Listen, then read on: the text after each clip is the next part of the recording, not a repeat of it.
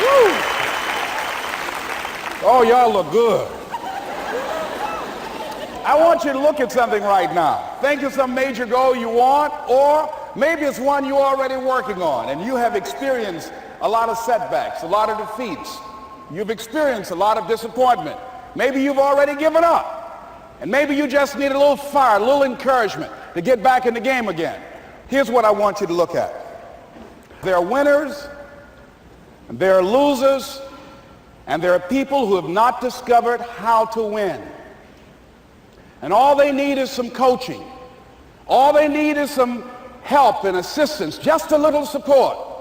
All they need is some insight or a different strategy, a plan of action to make some adjustments that will open up the key to a whole new future for them, that will give them access to the unlimited power that they have within themselves. That's all that they need.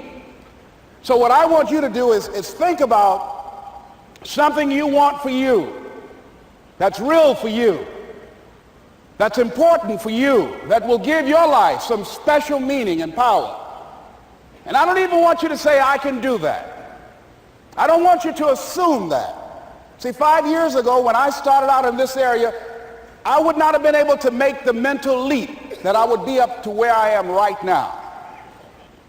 I don't want you to begin to just psych yourself out. No. I want you to be able to say something to yourself that will enable you to maintain a level of integrity with yourself. That when you say this, even when you face tremendous setbacks, it will be a benchmark to keep you in the game, to keep you moving forward and experimenting and readjusting your strategy and your plan of action, continuously looking for ways to win. So what is that something? When you got an idea you want to move on, you might not have the money, you might not have the education, you might not have the support or the resources you need. What is that something that can keep us going, that will enable us to act on our dream? What's one of those keys that will begin to help us to discover the secrets to our dream? Here's what I want you to repeat after me, please, with power and conviction. Say, it's possible. It's possible. That's all I want you to do when you look at your dream. Just say to yourself every day, it's possible. Just say that every day to yourself, it's possible. Because what does that do? See, it begins to change your belief system. See, the way in which we operate, ladies and gentlemen, it's a manifestation of what we believe, what's possible for us. Whatever you've done up to this point, all that it really is a duplication, it's a reproduction of what you believe subconsciously that you deserve and what's possible for your life. Most people operate out of their personal history, out of their memory, things they have done, things they've experienced, things they've seen, things that they have observed. What I'm suggesting that you operate out of a larger vision of yourself. I want you to see yourself doing what you want to do, experiencing what you want to experience, having what you want to have, doing what it is that gives your life some meaning and value. Operate out of your imagination, not your memory. Because whenever you look at where you want to go, I'm wanting to warn you, you will have some conversation back here after you go through the data that you've experienced in life saying you can't do it. And so what you want to begin to do is ignore that inner conversation. Well, most people, ladies and gentlemen, when something happens to them, what they do is they begin to believe that that's the way it is. That's the way it's always been. And they can't see the possibility of it being any different. Example, before April 1954, the common belief, the universal belief, because it had been tried again and again and again and people had failed, the belief was that man was not physically capable of breaking the 4-minute barrier, that he could not run a mile in less than 4 minutes. That was the belief on the planet. It had never been done. But here's what happened, ladies and gentlemen. Roger Bannister came along, and he broke the 4-minute barrier. Now here's what's significant about that. Since that time, up to this day, over 20,000 people have done it, including high school kids. What changed? 20,000 people, what changed? Here's what happened when they got on the track. They knew it had been done. And because they knew it had been done, there was a new belief about this barrier, about this goal that was unreachable. And those 20,000 people got in a race believing, knowing in their heart that someone had done it, that it's possible, that they could do it. And I'm saying that if you know anybody that had some goal, some dream, something they wanted to do, and they did it, then I'm saying that you know in your heart that if someone has done it, then you can do it. It's possible. And that if someone can make their dream become a reality, that it's possible that you can make your dream become reality. And so as you begin to look at where you want to go, beginning to embrace that, it's possible. I'm blessed and highly favored. I've got a lot going for me. I got some good stuff in me. And it's possible that I can bring my greatness out here in the universe. That I can do what I want to do. It's possible I can write my own book. I can have my own business. I can take the trip and travel around the world. It's possible. I can bounce back from adversity and reinvent my life. It's possible. Regardless of where I am, the things can get better for me. It's possible. I'm thinking about two men right here in Chicago who were fairly successful, similar background, educated. They worked for a corporation for many years, and they were among many people that were laid off. Two guys who were very good friends. One went out looking for a job for several weeks along with the other one, and they faced disappointment and rejection again and again and again. They couldn't find any work, which is the story of many people across this country. One guy stopped. He became discouraged. He stopped going. He stayed home looking at television, became very argumentative and toxic with his wife, drinking beer, getting on the phone, talking to his other negative, unemployed friends. And he just gave up. The other guy kept looking for a job everywhere he could go. Every time he could get an opportunity, kept asking people, networking, checking the newspapers every day. Kept going everywhere he could, trying to find a job. You have too much education. You're overqualified. You won't be here long enough. He kept going. He kept going. He went to a place and said, look here, I tell you what, if you can't hire me, and I know you can use my talents, abilities, and skills, I don't want to sit home and do nothing. Just let me do some volunteer work. You don't have to give me anything, all right? I just want to work. I want to be busy. Guy said, okay, it's on you now, but don't expect me to give you anything. It's okay. This guy came in and worked. He was the first one there. The last one to leave was the best employee there. About 4 weeks later, one of the top managers quit. They were looking for a replacement. Guess who they selected? This other guy. This guy who was volunteering his time. He got the job. What was the difference between the two men? Eyesight and mindsight. Eyesight is judging on what you see. Judging according to appearances. But mindsight is how you interpret what you see. One guy said, it's not possible. It's over. I'm finished.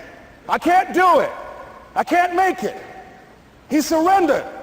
I've faced rejection again and again. I'm not going anymore. There are no jobs out there. But this other guy, he felt that in spite of the no's and rejections, in spite of how bad the economy is, in spite of what the newspapers are saying, that it's possible that somebody somewhere will give me a job. He just kept going, thinking it was possible. And guess what, ladies and gentlemen? That's what we have to do with our dreams.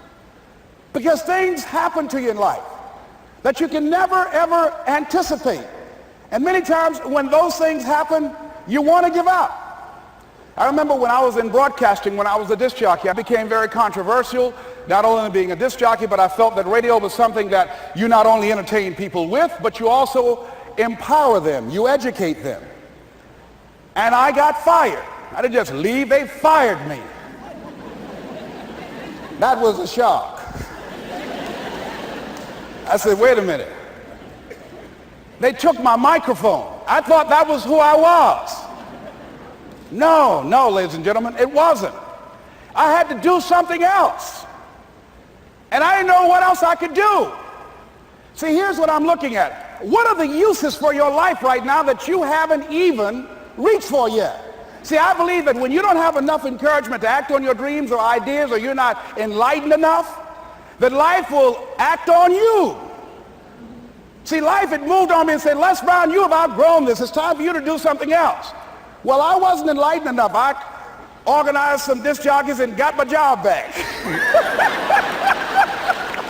So they had to fire me again. I got fired twice. Here's what I did. I had to think of something else. And so a guy suggested to me, he said, Les, why don't you run for office?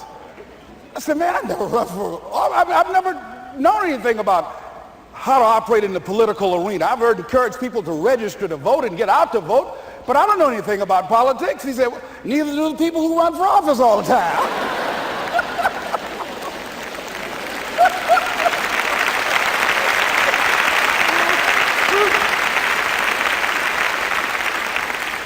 So I ran. Now here's what I'm suggesting. I ran.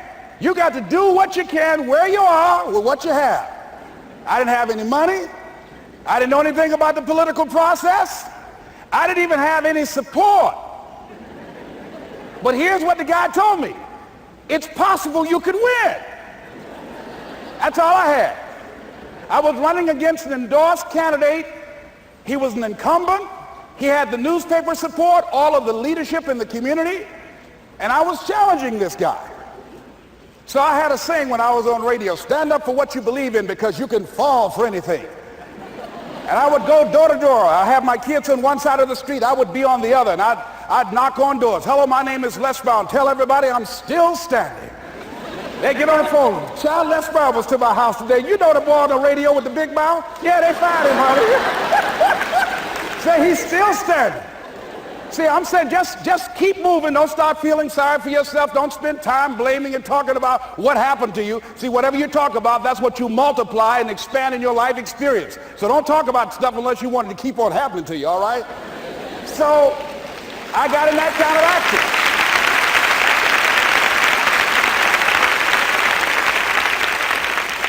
As I continue to do that, had my children with me, we're going door to door, didn't have enough money.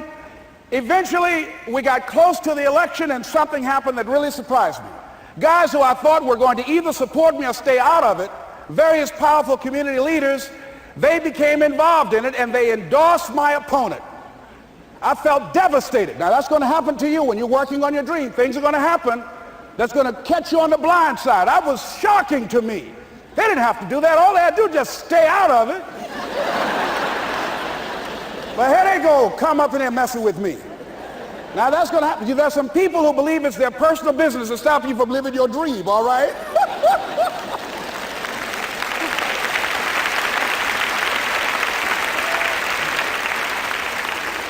But I didn't deal with that. You want to make your dream come true, you got to stay focused. Some people rather get even than get ahead. Stay focused on where you want to go. I just kept on doing what I was supposed to do. And so I was driving to the radio station. My opponent had over $20,000. I had less than $800. As I was in the radio station, the guy said, "You're going to make a commercial?" I said, "Yes." He said, "It better be a good one because that money can't go pretty far here." And I sat there in the middle control room and I was thinking. And here's what happens when you get still. Stuff will start coming. Something said, call your mama. You used to talk about your mother on the air all the time. Ask her to say a few words for you.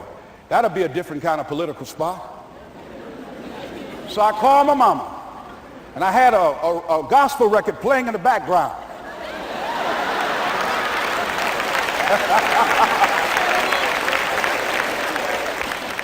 And then I had my mother say, "Hello, this is Mrs. Mamie Brown. When I raised my sons, I raised them to be good children. When they got out of hand, I beat their behind and made them go right. Please vote for my son. He's a good boy."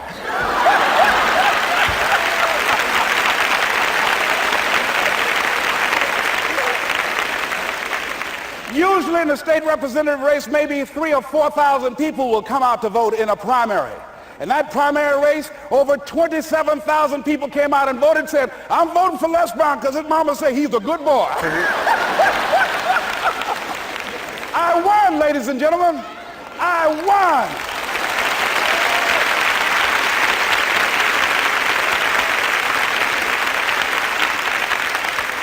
So you've got to be willing to stay focused, to be creative, to be relentless, because things are going to happen to you when you're working on your dream, when you get on track. I remember when I first got involved in speaking, one of the main things that speakers like to do is speak to a certain association that they have over 10,000 of their sales reps that come to this convention.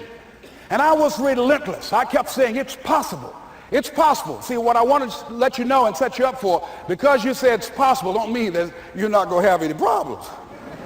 That Murphy's Law ain't going to come and slap you side the head. Or Murphy going to come visit you. He's waiting for some of y'all out in the parking lot. Oh, you say it's possible. Okay, it's possible. You better get up. Well, I was working. I kept saying it's possible. They got other speakers on this program. I can be on that program too. I kept selling myself. I got all fired up. And I was calling them every day. And the lady finally said, Mr. Brown, I tell you what, we want you to come in and talk to our sales executives. You got the kind of fire and guts that they want, that will motivate them. And let me tell you something else. We want you to bring your motivational tapes. You're going to need at least $50,000 worth of tapes. I said, is that right? Yes, because they want to keep that drive alive. I said, all right. I called the guy to duplicate my tapes. I said, Don, how you doing? This is Les. Let me tell you, I got a major speaking engagement. I said, man, it's a speaker's dream. I need over $50,000 worth of product. He said, Les, you don't have that kind of credit. I said, I know, but Don, I can sell that. Just right after speaking engagement, I'll give you your money in 4 days. He said, are you sure, Les? I said, yes, but I got a major speaking engagement, and they told me to do it. He said, man, that's a big order. Let me talk with the lady with you. I said, hold on just a minute, man. Call the lady back. Hello, Evelyn, how you doing? This is Les Brown. I got Don on the phone. What did you say? Do I have the speaking engagement? Yes, you do. And what else you suggest? Les, our people, they buy a lot of tapes. Your tapes are very popular among them. I'm saying bring at least $50,000 worth of tapes, Les. You'll sell everything you got and more. I said, did you hear that, Don? He said, yes. I said, now, if anybody else has to make a decision, are you the final person? She said, I'm the final person. I will send you the contract. I want you. I said, you hear that, Don? He said, yes. I said, oh, ye of little faith. I said, duplicate the tapes, man. Hung the phone up. Well, he duplicated the tapes. 1 week came by. I'm checking the mail every day. No contract. I said, come on, Murphy, don't start nothing, man. Come on. Come on, man, give me a break. Come on, you know, this ain't fair. Come on, man. Give your boy a break. Come on. I talked to myself, you know. I didn't want to call him right now. 2 weeks passed by. Murphy said, don't you think you ought to call him? I said, okay. I called. I said, hello, this is Les Brown calling. How you doing, Les? I said, fine. I said, Evelyn hasn't sent my contract out yet. Any additional information you need? So, Les, you haven't heard? I said, no. I said, Evelyn died. I said, she died? I said, did she say anything about me?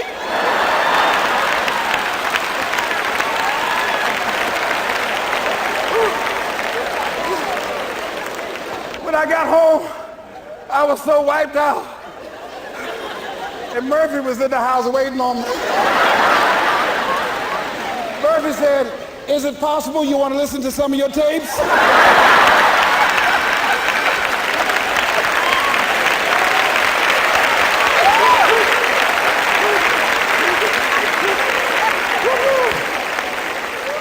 But ladies and gentlemen, here's what I had to do. I had to begin to focus on what was the solution. That this was not the only place that I'll be able to sell those products. And as I began to challenge myself and got some help and support and some other input, I eventually did. It took longer, but it was challenging. But I did it. Repeat after me, please. No matter how bad it is, or how bad it gets, I'm going to make it. I'm going to make it. Shake somebody's hand on your right and left and say, you got that right.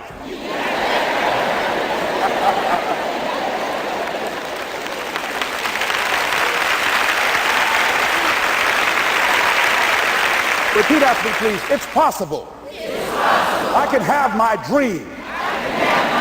I can get what I want. I must be creative and never give up. Now, let me share something else with you, ladies and gentlemen. When you know within yourself that there's something you want to do, and I believe that all of us were born with a purpose, that all of us have something that we are supposed to do, that all of us have some goodness within us, and that goodness gives us a responsibility to manifest our greatness. And when you know that, you can feel it in your guts, and you know that you're deliberately operating below your potential. You've gotten comfortable. You stop expanding, you stop stretching, you stop challenging yourself. Let me share something else with you. Not only is it possible for you to have your dream, but it's necessary. It's necessary that you have it, that you work on it, that you develop yourself, that you go for what is yours in the universe. I have a friend that at the beginning of the year I was in Los Angeles giving a speech, and I do a seminar teaching people how to become involved in the speaking business, and also one called Speaking with Power, teaching people how to begin to develop their communication skills. And this friend, I said, I want you to work with me. I called her up. She said, Les, are you sure I can do it? Sure you can. You have a PhD in communications. I don't have that. If I can do it, sure you can do it. In fact, I'm going to give you the support that you need. Here's what I realize, ladies and gentlemen. We only have enough energy to take us to a certain level. But it's necessary that we assemble ourselves with other people who share our vision, other people that can see it for us, to give ourselves a home court advantage.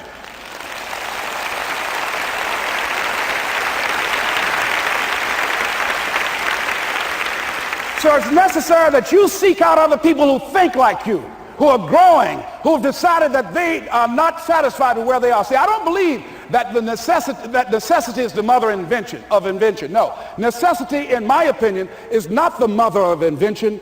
Refusing to accept things the way that they are is the mother of invention.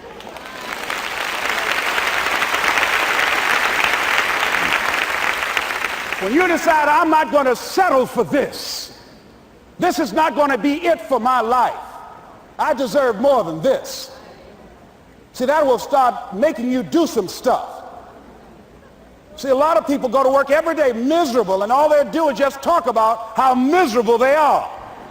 But they don't do anything about it. So I was telling her that I knew she hated her job with a passion. I said, you can do this. You got more going for you than I have going for me. And we've been going through this for years, ladies and gentlemen. She'd been to my seminar speaking for a living. She brought her husband, and that was one of the major problems that I realized that happened in her life. He couldn't see it for her. So you got to make sure that you have people in your life that can see it for you, that will encourage you. Non-affirming relationships can hurt you.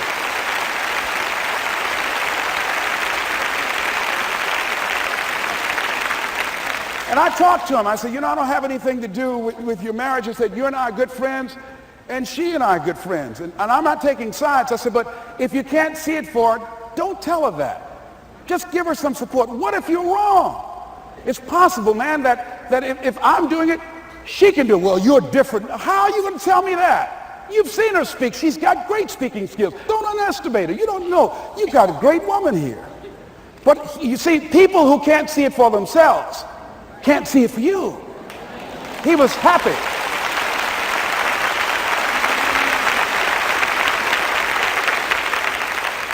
So I said, will you do it with me? I said, I'm going to give you the support you need. You can't do it by yourself. I will stand with you. She said, you will? I said, yes. I'm going to make you a part of my seminar. You'll do a part of it, and I'll do a part of it. Speaking with Power. She said, okay. 3 days later, ladies and gentlemen, I got an emergency call at my office. It was from her husband. He called and said, tell Les Brown that Marion is dead. I said, oh no. When I was flying there to go to the funeral, and I remember the last time that I saw her, and I had some of her papers that I had gotten inadvertently confused with mine, and I took them home. And I was searching through these papers to do one of her works. She was a prolific writer. And what got me, what was so sad that made me begin to cry, was that there were poems that she had started that were profound poems, great thoughts that she didn't complete. Plays that she had started that she didn't complete. See, that poem was given to her. I can't finish that for her, nor can you. That play, whatever the outcome that she had envisioned, that she had imagined, was given to her. Only her. And she's the channel that was going to come through. You are here, and you are the vessel, you are the outlet for the universe. That you've been selected. There's something for you to do. I believe all of us have some purpose for being here. And as I was going to the funeral, and I was reading a newspaper that said that millions of people are dying because of what they're eating, talking about their diet. And I'm sure that it was Marion talking to me, whispering, saying, Les, the next time you speak, say that even more are dying because of what's eating them.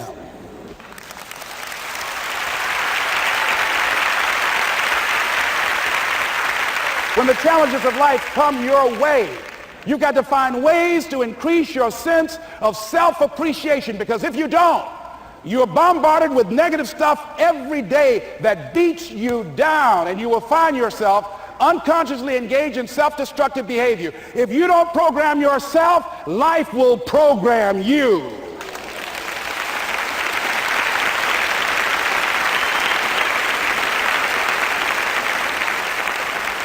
So you want to have an agenda for your life. It's necessary that you have some direction for your life. A friend at the National Speakers Convention gave us a presentation, and it really struck me. He was talking about when he was traveling across Europe, Warren Gresham, and he said at different points, soldiers would wake them up on their journey and ask him the question. And I pose this to you. The question was, where have you been? Why are you here? And where are you going? And that's what I ask you. Where have you been? Where have you been up to this point? You look at your life. You look at what you produce. Is it giving you what you want? Are you living on purpose? Are you living your dream? Are you acting on your ideas? Are you doing all you can do? Have you gotten comfortable? Are you procrastinating? Are you evading your own greatness? Are you surrounding yourself with people that can nourish you? Are you challenging yourself? Are you experimenting? Are you learning something different? Is your life an adventure, or is it boring? Where have you been? Why are you here? What brought you here? Investing the time, the money. What brought you here? And where are you going? What is it that you can get out of this session, out of this lecture? That when you leave here, rather than this just being a spectator event, that you got some idea, some dream, that you might have to go back and brush it off and look at it again and say, I've got to do this. This is my stuff. This is what I'm supposed to do. This is why I showed up. Where are you going with your life? What decisions are you making right now as you look into the future?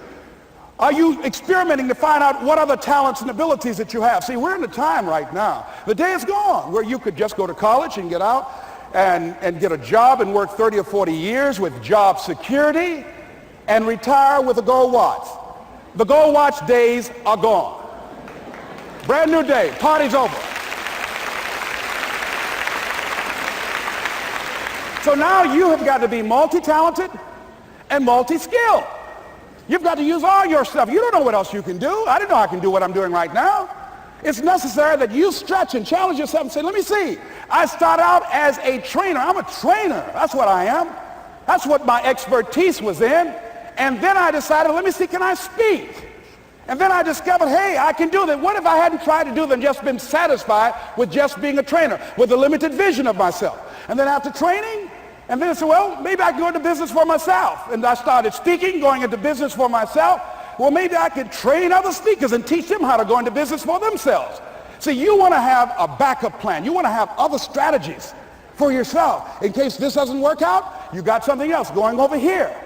You don't want to ever put yourself in a situation where you have a limited vision and you're only using a limited amount of your talents, of your skills, and of your abilities. And I'm saying to you, it's possible you've got some talents, some ideas in you, your ability to do some stuff that you haven't even discovered yet. And I'm suggesting that it's necessary that you get outside of your comfort zone. It's necessary that you develop some new relationships where you can learn from people. It's necessary that you do reading, that you do research. It's necessary, if you're already involved in some business, that you don't be satisfied with where you are. If you want to make it today, it's necessary for you to constantly look at ways of getting better. Not only is it possible for you to have your dream, and it's necessary for you to challenge yourself to go after it and get better and leverage relationships that can help you get to where you want to go, but it's you. The major key to your reaching your dream, your living up to your greatness, your making your contribution is you. If the economy is good, fantastic. If the banks are loaning money, that's great. If people are positive, that's great. You don't have any opposition, that's great. But the major key to your making things happen in your life is you. When I wanted to get on public television, you know, they told me, you can't do that. So wait a minute, I've seen these other people on. It's possible I can get on. Leo Biscaya, John Bradshaw, it's possible. Wait, excuse me, hold on, time out. Let's be realistic. Come on, be logical. I said, well, wait a minute. Why can't I do it? Let's look here. Think about guys who have credentials, all kind of credentials. You don't have any college training. They're not going to put you on television. Give me a break. I said, thank you for that. God love you, and I'm trying. And went on about my business. You hear me? Let me tell you something. What people think about you and the possibilities for your dream is none of your business. That's their business.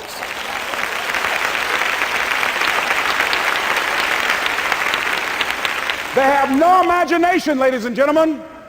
They're living out of the past, out of their memory. Their attitude is it can't be done because they haven't seen it. They're judging according to appearances. The people that are going to make it in the future, the people that are making it today, let me share something with you. History is being read, but it's also being written by people with imagination.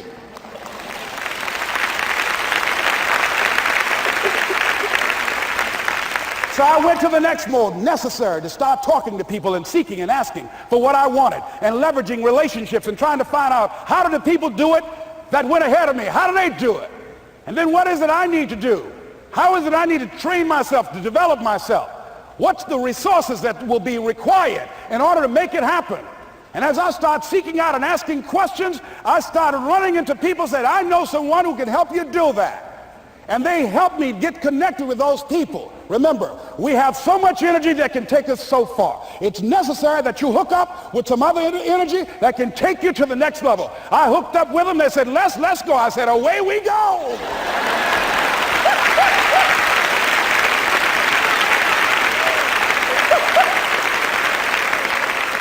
And guess what? Here we are. I love it. You want your stuff? It's necessary you take responsibility for it, that you make it happen, that you don't give up, that you don't take any objection or disappointment or defeats personally, that you keep on keeping on, that you don't decide that I can't make it because you can't see the light at the end of the tunnel, that you realize that's a part of the program. And here's something you've got to resolve. Say this to yourself every day. See, as long as you're breathing, you got a shot at your dream. That's the way I resolve. Say this, please. It's not over until I win. You got that right.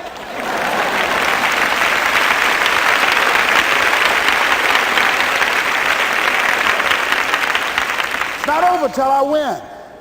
Not over till I get through. It's not over till I get over. Not over till I get what I want. Door can't open today, look out. I'm going to come back and take the hinges off. That's how you got to do that. You've got to have that kind of courage, that type of determination. If you want to make it happen, it's you. That you've got to take personal responsibility to make it happen. That you have got to own what it is that you want to do. If it's taking care of your well-being, if it's making a difference in our school system, if it's working with senior citizens, if it's to protect our ecology, if it's to create an economic renaissance, if it's just to take yourself to another level, it's you. You've got to make that happen. We can point out many things that can make it inconvenient or can slow us down. but ultimately, it's on us.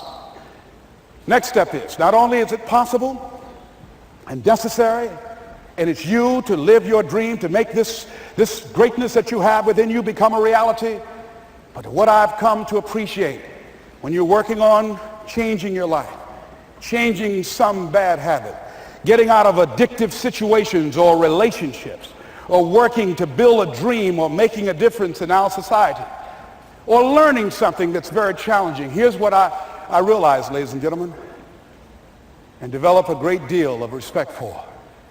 It's hard. Easy is not an option. It's hard living. Life is hard. See, it's hard when you are 49 years old, been working on a job for 17 years, and they come in and tell you you're finished and give you 1 week severance pay. And you got to start all over again. It's hard when you're married and raising children and your children are crawling and your husband dies unexpectedly. It's hard handling just the tragedies of life. It's hard when you're working on something and you put everything you have in it and it doesn't work out. You lose your money and other people's money. It's hard. It was rough when I lost my job. And I could not find a job. It was humiliating and embarrassing, borrowing money. And then I couldn't pay the money back when I told them I would.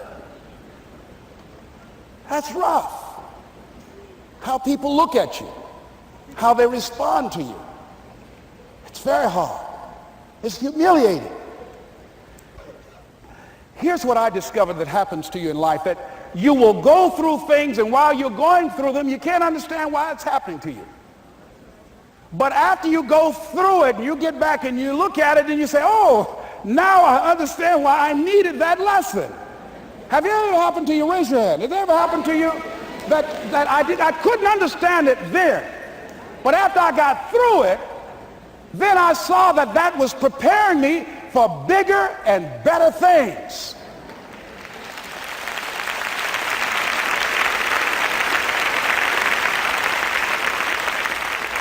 That as you go through the challenges of life and you look at it and embrace whatever comes to you, don't run from it. Step toward it. Don't try and duck it like most people do. See, most people want it easy. See, easy come, easy what? Easy go. See, but when you go at what you're going to deal with and you deal with the difficulties of it, when you handle those hard things close at hand, making those hard decisions right now that you don't want to make, learning those things that you don't like to do, but you know that in order for you to get where you want to go, this is one of the hoops that you have to flip through. And I'm saying to you, whatever you got to do it, because if you don't, life is going to whoop you until you surrender and say, okay, all right, I cooperate, okay, I learned, okay. It had to wear me out a long time. So if it's hard, then do it hard. Now, how do you hang in there during the hard, difficult times? Les, you must have faith.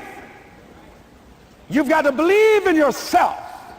You've got to believe in your abilities. You've got to believe in your service, your company, your ideas, unquestionably.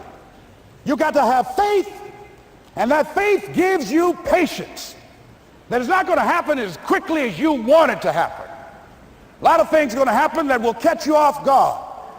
And so therefore you've got to deal with and handle it as it comes. And not only that, but that faith and patience drives you into action. You've got to keep moving and keep plugging away. I can see people coming out talking to a guy out there watering and fertilizing the ground that's not showing anything. Hey, what you doing?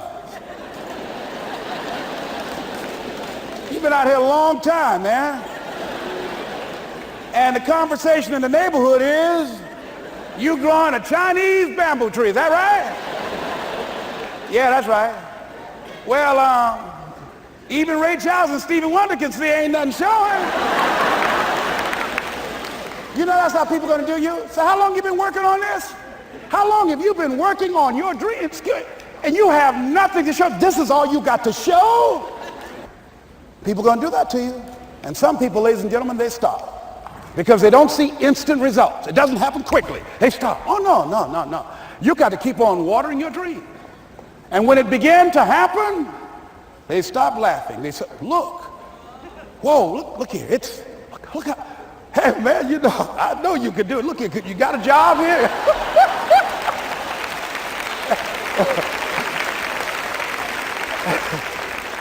See, during those hard times, we didn't know how you're going to make payroll. During those times when you failed and things didn't work out, they were nowhere to be found. But you know what I discovered? When you're working at your dream, somebody said the harder the battle, the sweeter the victory. Oh, it's sweet to you. It's good to you. Why? See, when it's hard and there's a struggle, see, what you become in the process is more important than the dream. That's far more important. The kind of person you become, the character that you build, the courage that you develop, the faith that you're manifesting. Oh, it's something that you get up in the morning, you look yourself in the mirror, you're a different kind of person. You walk with a different kind of spirit.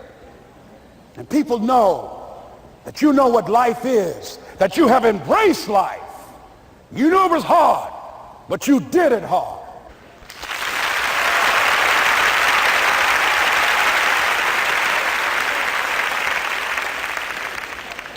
Now that takes us to the next level. If it's hard, why do people do it? You ask people who do things. Why do they go it? People who climb mountains just for the sake of it. Nobody paying them to do it, just do it. Somebody said, I'm going to run around the world. He said, why would somebody want to do that? I'm going to swim the Atlantic Channel. Why? Why do people do that? I wondered, why would a Nelson Mandela give up 26 years of his life? Why do people do that? Here's what I discovered in high school. High school, I decided I wanted to go out for football. Never forget this. And I discovered why people do things. You know why, ladies and gentlemen? Even though it's hard, it's worth it. It's worth it. See, one day we had Coach Alkin Hepburn had this plaque down there and this wood on the floor, on the ground. He said, Brown, come over here. Had my suit on. I said, yes, sir. He said, I'm going to have old Larry Littles down there, old big Larry. Yes, sir. Big, fat, sorry Larry. Yes, sir.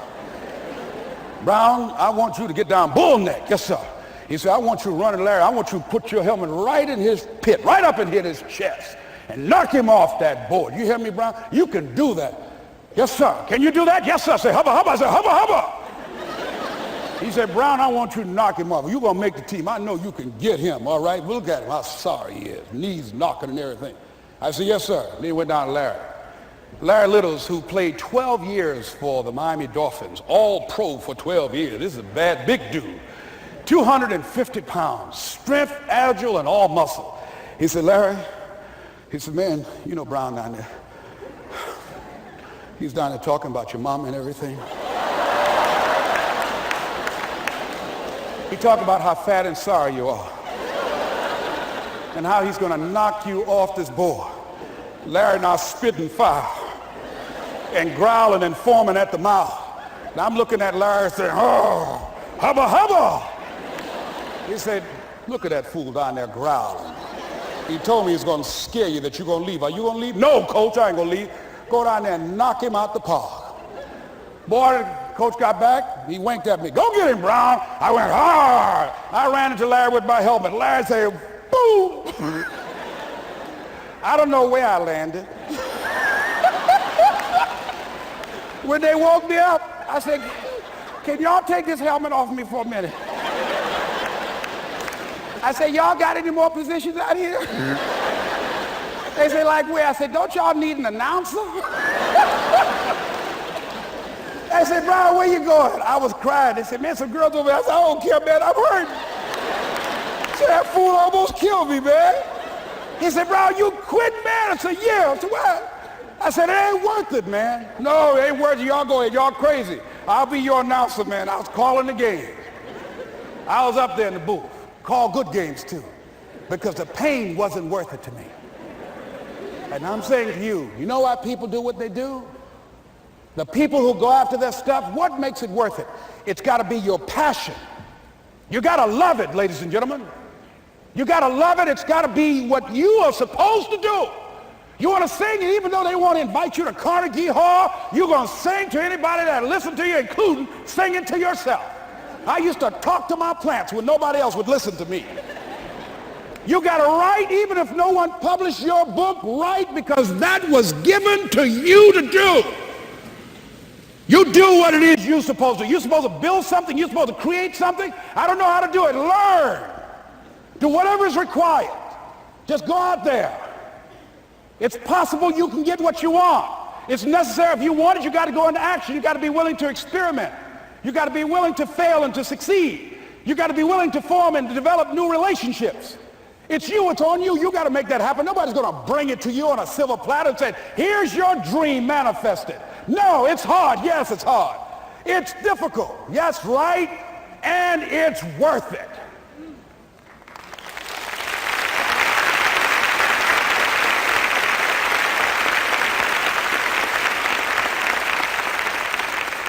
People ask, hey man, these kids, man, it's rough dealing with them. That's right.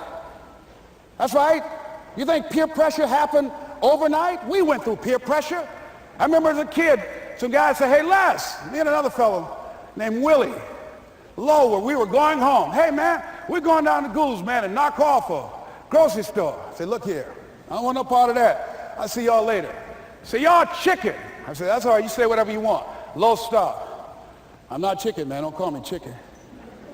Then why don't you come? We didn't even ask you to come into place, man. All you do is just drive the car, that's all. I don't know how to drive that good. Well, we're trying to get Les to come. He's chicken. Hey, I'm not driving nothing, all right? Willie, don't care about what they say, man. Leave him alone. You want to go do it? You find somebody else to drive, or you drive yourself. Come on, Willie, man. Pull him, he stopped. I ain't chicken. All I got to do is drive? Yeah. I said, Willie, that sounds simple, man. Don't go, man. He went. And the next day we read the newspaper where when they robbed the store, when they came out running to a car, the merchant, the man who owned the store, came out just shooting wildly, and he hit the driver in the head. So peer pressure didn't just start in the 90s or the 80s. It's difficult and it's challenging for kids right now. And it's going to take some easy, simple methods to help bring them out of this madness, this insanity? No. Is it hard? Yes. Let's look at what we've been doing. What has worked? What has not worked? Let's look at where we want to go. What is it that we want to produce? What is it that we want to create for our young people? And as we think about that, start experimenting with different methods and techniques to create and to produce that. And begin to believe that it's possible through our commitment, through our vision, through our determination, our relentlessness. Because of our belief, it's possible that we can reduce the teenage homicide rate, the teenage pregnancy rate, the dropout rate, that it's possible, looking at what kind of world are they going to be in. As we look at the global economy, that as we begin to use our collective will and genius and resources, it's possible that we can create an educational system that not only will test their minds with information and facts and figures, but will teach them how to think and be creative, and what does it mean to be a human being and to value human life, and how do you make relationships work? How do you bounce back from adversity? It's possible that we can give them a curriculum that will give their lives a sense of purpose and direction and meaning, and teach them how to begin to know and operate on a higher level of being, where they become assets to our society rather than liabilities. What if we leave here with that kind of consciousness that it's possible, as opposed to saying we have to write this generation off, that it's possible that we were born for such a time as this and that, that maybe someone here has the idea or the method or some plan of action or an approach that can resolve many of the problems that we're facing with young people today. Whatever we have to do to save our children, it's worth it.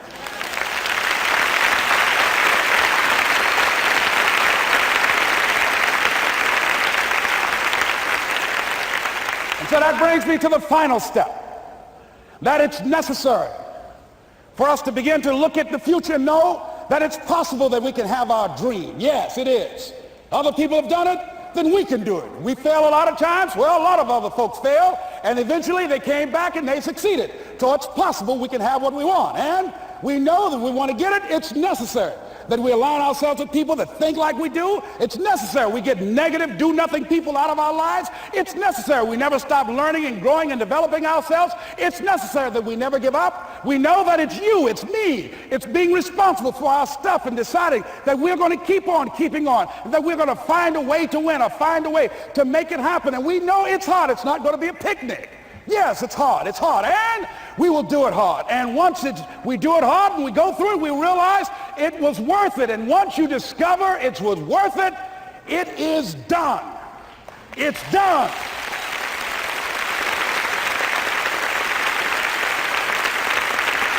It's done, ladies and gentlemen, before it happens. Well, here's what I'm suggesting to you. That when you're working, you have a wall to break through. Let's say a friend of mine who runs a marathon, and he says, when he's running the 26-mile marathon, he said, let's say that hypothetically, that 18th mile is the wall. He said, Les, when you get there and you're running, he says, everything in you is telling you to stop, to give up. Every muscle is aching, and you're saying to yourself, I can't do it. I can't do it. And you just keep on and you keep on and you keep on. It seems like you're moving at slow motion. And then eventually when you break through that 18-mile wall, then you know it's like done and you're on automatic and you glide on in. And you know it's there. You know you're going to get to the finish line. And we've all had experiences where we were working on something and we knew it was possible. And we did those things that were necessary to bring it into reality. We took the responsibility to make it happen. Other people couldn't see it. A lot of people didn't believe it. You were attacked. You were criticized.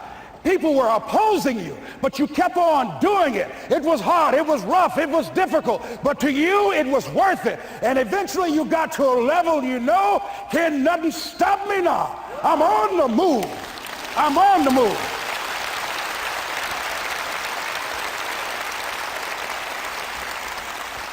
Finally, I'm thinking about a friend of mine who is no longer operating on this dimension. His name is Jack Boland. He had this vision of a church that would serve various types of needs for people, their supportive needs and helping them in recovery from drugs and alcohol and whatever addictions that they might be involved in. And he was known for bringing in different kinds of speakers. And over a year ago, he was diagnosed as having cancer, and he announced to his congregation that he's going to be taking chemotherapy, and that it was a possibility that the cancer would go in remission, and he was optimistic about that. And sure enough, it did for a year. And one of the things Jack always talked about is that he wanted to have his funeral while he lived. And so he invited a few friends, Wayne Dyer and myself and a few other speakers. He didn't tell us why we were there, but once we gathered there, the church, they told us in the room that Jack is going to announce to the congregation, he's bringing his doctor up. The doctor is going to say that we felt we could keep it in remission. It's out of remission, and he doesn't have much time left. And whatever words you want to say to Jack that you would say if he had made his transition, speak those words now. Well, we were shocked and we were somewhat stunned until Jack got there. They brought him in a wheelchair, and boy, was he courageous, and he had a strong smile, and they helped him up the steps, and he sat behind the podium. And each of us got up and we said a few things about Jack and the impact that he made on our lives. And he said, the doctor, after announcing that Jack didn't have long, he says, doctor, he said, I accept what you say, but it's possible that does not have to be the case. But if it is, I will enjoy life to the very last breath I take, even the chemotherapy. I will enjoy that. And Jack did, ladies and gentlemen.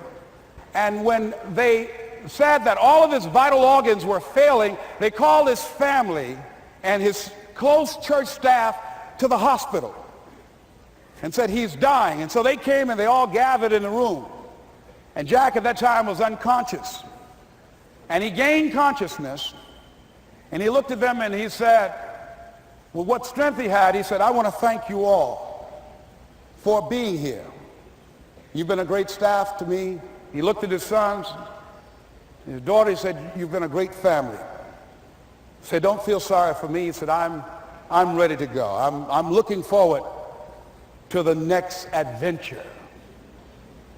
And he sat there for a little while, laid there, and he closed his eyes, and he lost consciousness. About an hour and a half later, he opened his eyes, and he looked at them. He said, this is embarrassing. I'm not dead yet. They were laughing through their tears.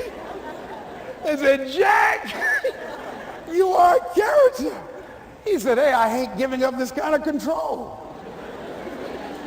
So they predicted that Jack would die at the end of February. And then on the 2nd, they said, he won't see the light of day. He will be dead by morning.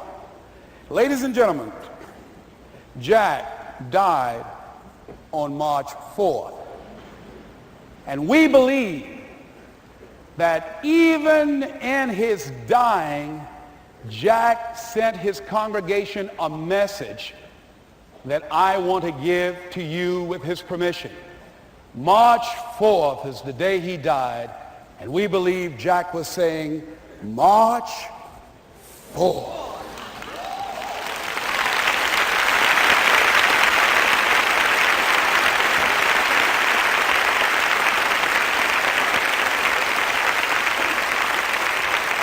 So I say, as you look into the future, while other people are giving up, feeling like victims, feeling powerless, becoming negative, turning on each other rather than to each other, feeling that they can't make it.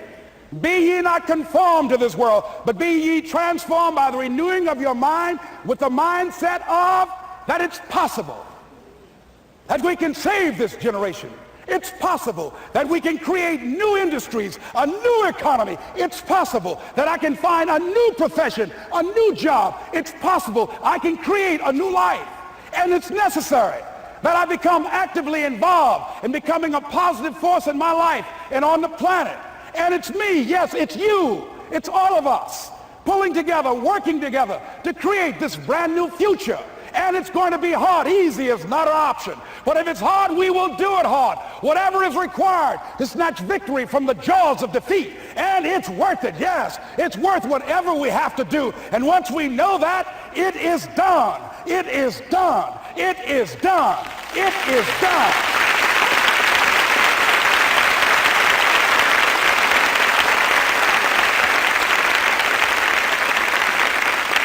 So I say to you, whatever your dreams are, whatever you want to do, in the spirit of Jack, March 4th. This is Mrs. Mamie Brown's baby boy, Leslie Calvin Brown, saying, it's been a plumb pleasing pleasure as well as a privilege. Thank y'all here. Thank you. Thank you. Thank you. Thank you. Thank you very much. You're very kind. Thank you. Thank you very much. You're very kind. Thank you.